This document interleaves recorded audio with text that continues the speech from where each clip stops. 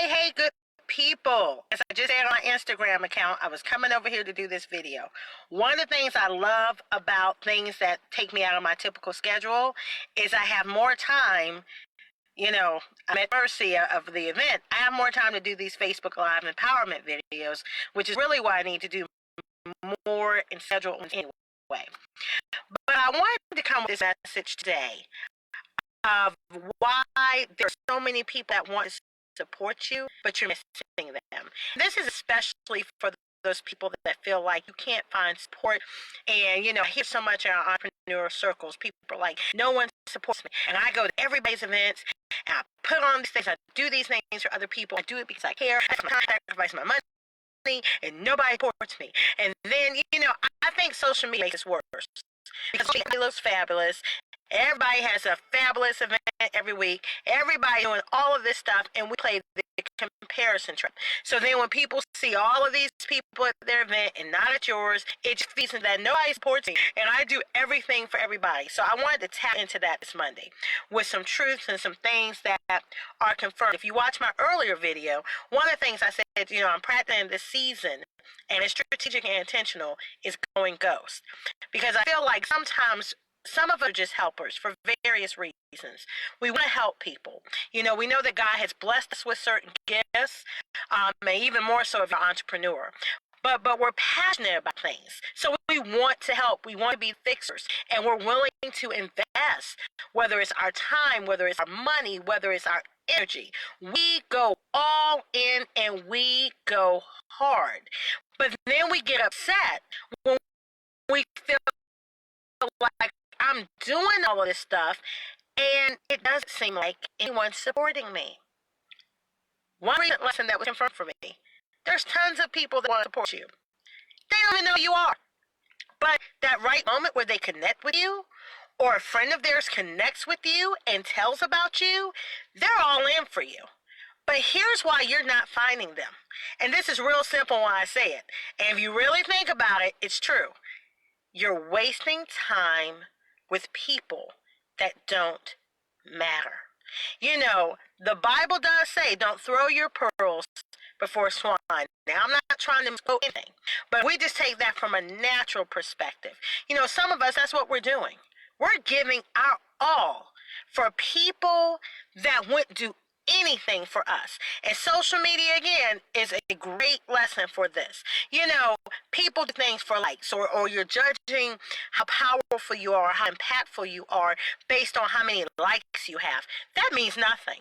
Because I get messages all the time from people, or even now when I go out in public, people are like, oh my God, I know you. And I don't know them from Adam. I mean, like, really, I'm looking at them like, chick or dude, I have no idea who you are.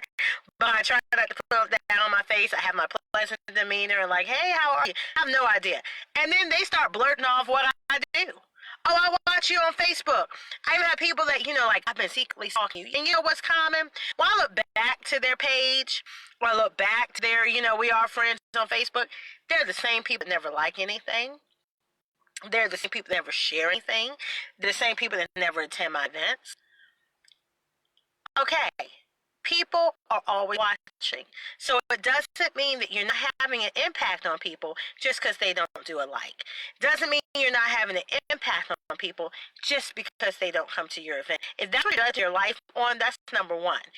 So it's not that people don't want to support you, but a lot of times we soak all of our energy and efforts into people that care less. I was a firm believer on that. I said at a previous job, if I drop dead tomorrow, y'all just gonna roll this chair right on over and roll in somebody else to do the position. And I'm saying that all work environments are that callous, or even that one was. But life goes on without you. That's what it's supposed to do. You're not God.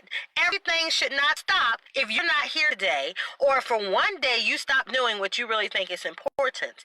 So sometimes we have unrealistic expectations of people that we feel like should support us for what?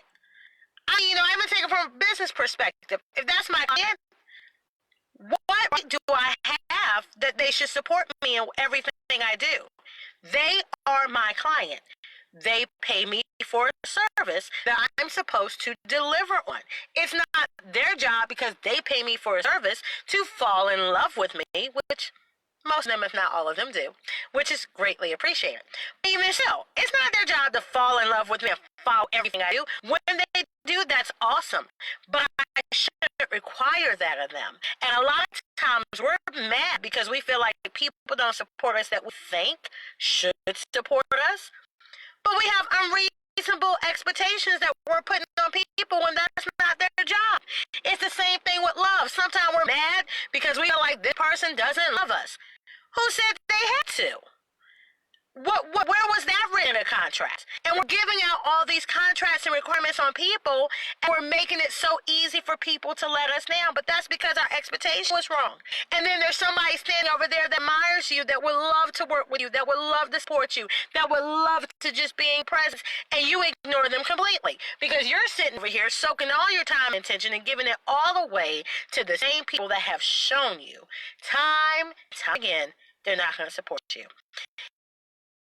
And the truth of the matter is this: there are some people that are only going to be there because they are energy drainers.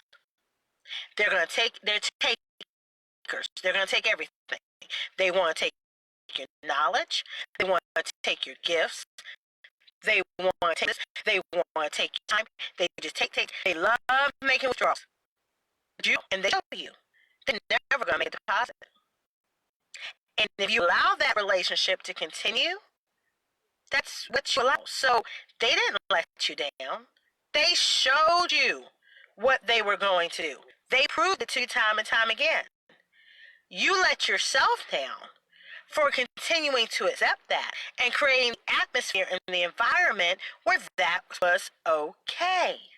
So, my thing in this season, especially with the mission, with the goal I have, with the way God uses me, and with the things I'm passionate about, I'm believing in bless and release. Does that mean there are times I don't get in my feelings? No, it doesn't. Does that mean there's times that I just look at people like, you know what, not today? No, it doesn't. And you know what? A lot of times when I have that not today spirit, it is appropriate. Because sometimes I put up with way more than I should. I take the blame for that.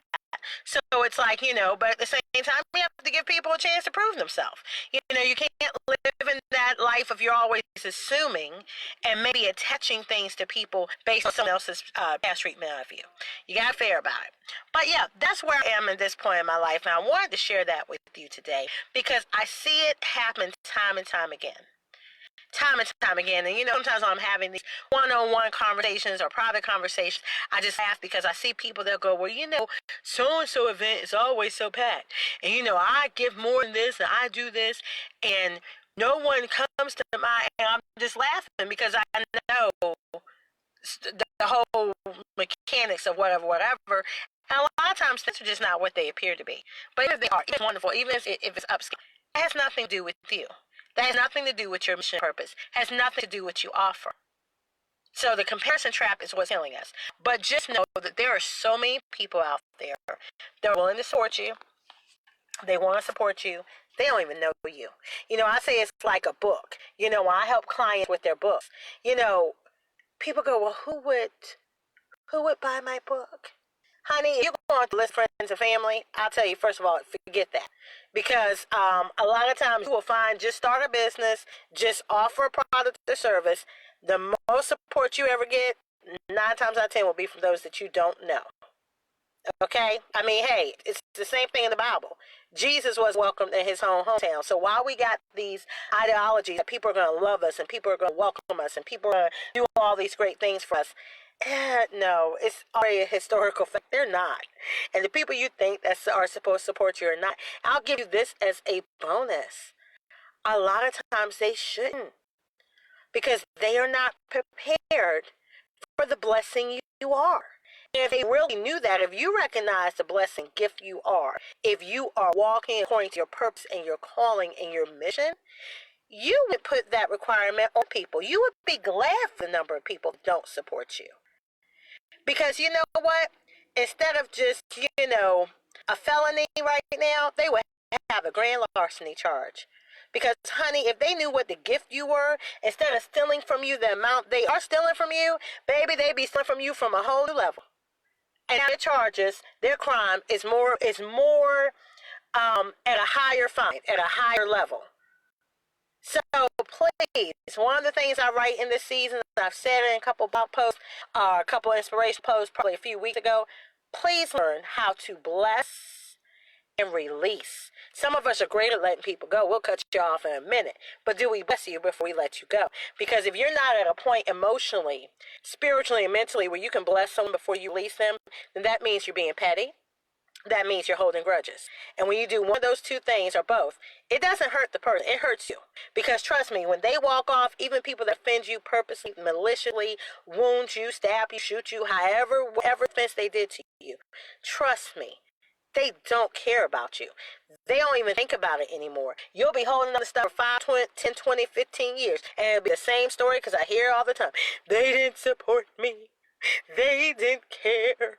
Back in 1955, I made them a peanut butter sandwich, and they were sick with the flu. And I bought them a ginger ale with my last $2.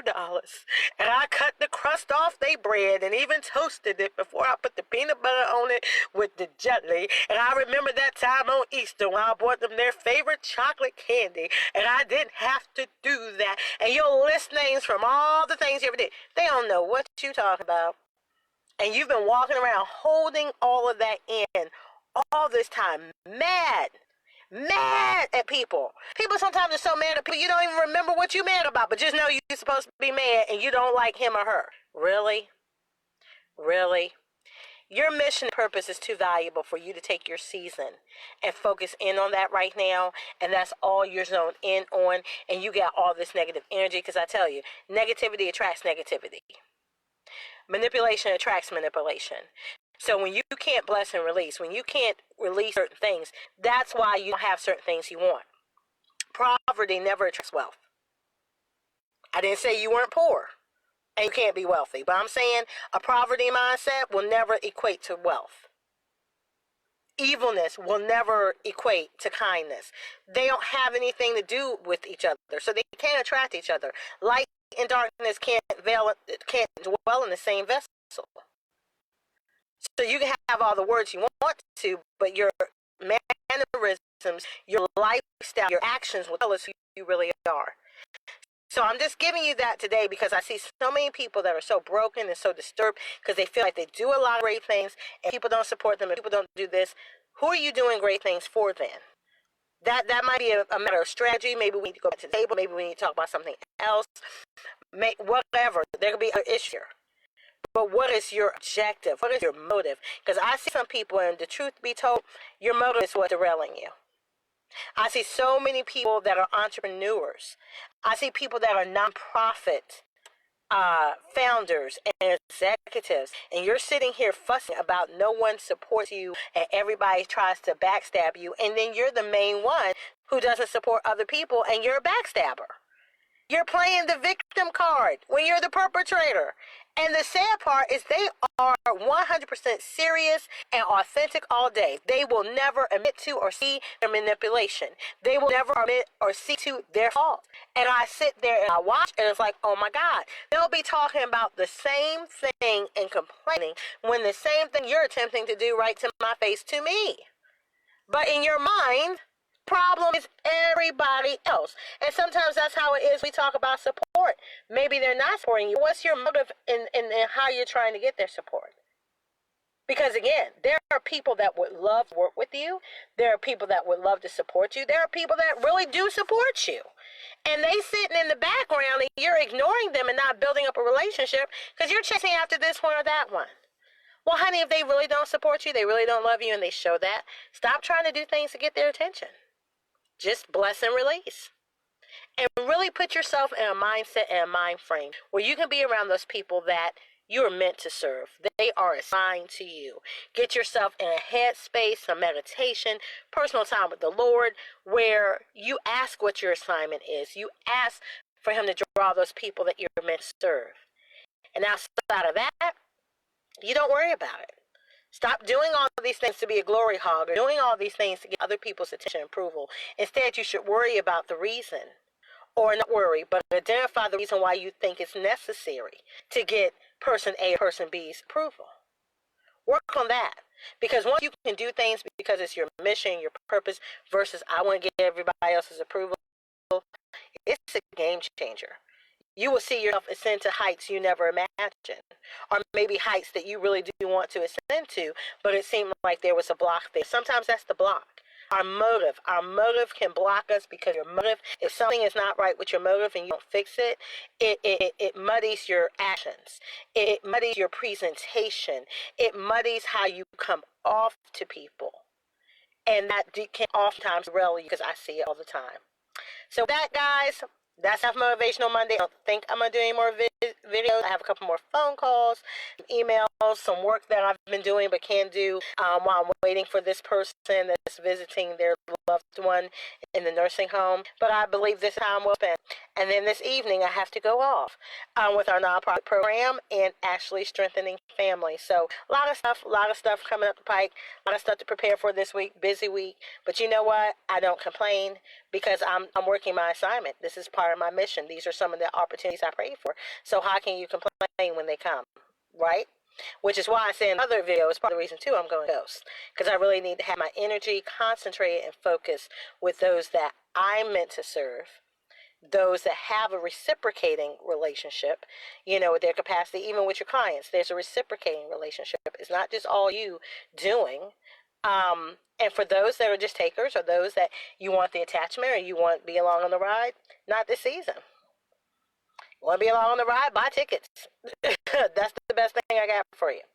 But all right, guys, for these and other motivations, as always, you can contact me at thejoyguru.net. And, of course, put your comments below because I love your comments and I will respond back. Be blessed.